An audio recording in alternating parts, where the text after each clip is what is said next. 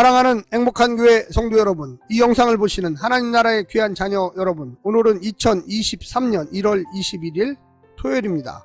오늘 매일 성경 본문에서는 예수님의 나심에 대한 구체적인 역사적 정황을 포개고 있습니다. 시간과 공간의 특정 인물들을 배치하여 이야기를 채웁니다.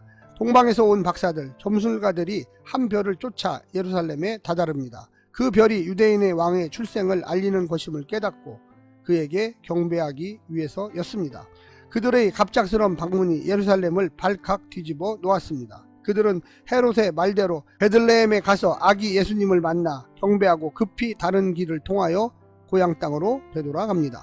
오늘 본문을 나누어 보겠습니다. 마태복음 2장 1절부터 2절 동방 박사들의 예루살렘 방문, 3절부터 8절 헤롯과 동방 박사의 대면, 예루살렘 소동과 헤롯의 대응, 선지자가 예언한 베들레헴, 헤롯의 안내와 계획, 9절부터 12절 박사들의 아기 예수 방문, 베들레헴에서 멈춰선 별, 아기 예수에게 경배한 후 귀국.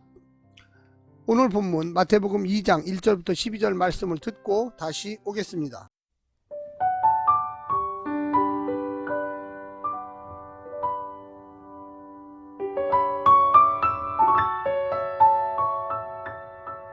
마태복음 2장.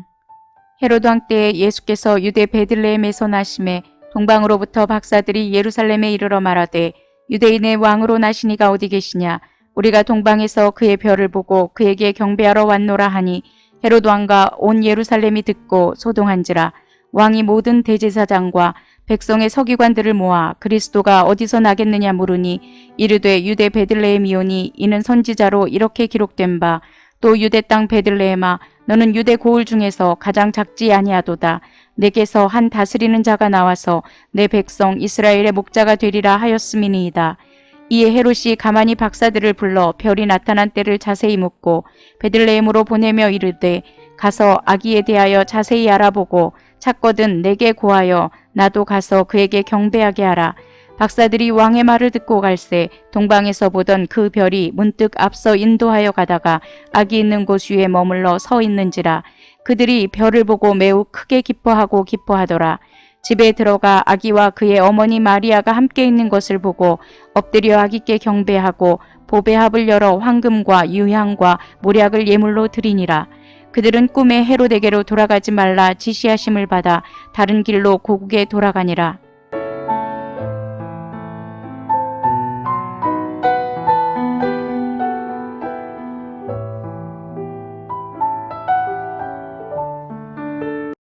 헤롯 대제, 주전 73년부터 주후 4년까지 예루살렘을 재건하며 특히 성전을 확장했습니다. 하지만 그의 통치 방식은 대단히 폭력적이고 무자비했습니다. 유대인의 왕 헤롯과 유대인의 왕 그리스도가 대비됩니다. 마태복음 2장 안에 4개의 구약 인용이 4지명 베들레헴, 애굽, 라마, 나사렛과 연결되어 등장하는데 본 단락에서 첫 번째 인용과 지명이 소개됩니다.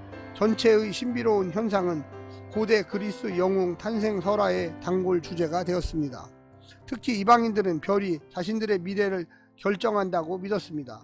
별을 따라 등장한 동방의 박사들은 이방인의 경배를 예언한 구약의 모티브를 반영하며 구약 예언의 성취로서 메시아 탄생을 확증하고 있습니다. 오늘 본문을 세 부분으로 나누어 자세히 설명드리겠습니다. 첫 번째, 두 왕은 없다. 별을 보는 점성술사들인 동방 박사들이 방문하여 왕으로 나신 이가 어디 계시냐고 묻자 헤롯은 긴장하고 예루살렘은 소동합니다. 이는 유대인들이 기다리던 메시아의 출현을 의미한다는 것을 알았고 그는 이 땅에 새로운 나라를 세울 왕이 분명했기 때문입니다. 진정한 왕의 출현에 합당한 반응은 동방 박사들이 보여준 경배입니다. 하지만 헤롯은 왕권을 내놓을 마음이 없습니다. 누구든 자기를 부인하고 예수님의 왕되심을 인정하지 않으면 예수님을 죽이는 일에 참여하게 되는 것입니다. 한 나라에 두 왕은 있을 수 없기 때문입니다. 두 번째는 두 목자는 없다. 헤롯은 대제사장과 서기관들을 모아 그리스도가 태어날 것이라고 예언한 지역을 묻습니다. 미가 선지자는 그 메시아를 목자라고 불렀고 그가 다윗의 고향인 작은 고을 베들레헴에서 태어날 것이라고 예고했습니다. 메시아는 중심인 로마도 아니고 예루살렘도 아닌 변방에서 태어날 것이고 이 땅에서 중심이 되고자 하는 자들이 아니라 이 세상에 의하여 소외되고 외면당하고 고통받는 자들의 목자로 오셨습니다. 백성들에게 섬김을 받는 목자가 아니라 백성들을 섬기는 목자, 그 양을 위해 자기 목숨을 버리는 목자로 오셨습니다. 따라서 두 목자가 동시에 다스릴 수는 없습니다. 마지막 세 번째는 두 예배는 없다. 동방 박사들은 베들레헴으로 가서 아기 예수가 있는 집으로 들어가 경배합니다. 황금과 유황과 모략을 예물로 드립니다. 반면에 헤롯은 자기도 경배하겠다고 속인 채 별이 나타난 때를 묻고는 메시아가 태어난 때를 알아내서 베들레헴에 있는 아기 가운데서 그때 이후로 태어난 아이들을 모두 죽여버립니다. 동방 박사들은 주의 사자의 명을 따라 헤롯에게 들으지 않고 곧장 고향 땅으로 돌아갑니다. 동방 박사들은 참 왕께 경배하였고 그의 지시를 따라 이동하였다면 헤롯은 이 왕을 예배하는 대신에 죽이려고 시도했습니다. 그는 오직 자신만 경배받을 왕이라고 착각한 것입니다.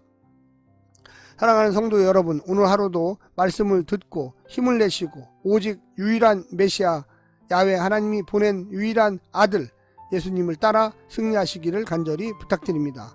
오늘도 승리하십시오. 샬롬.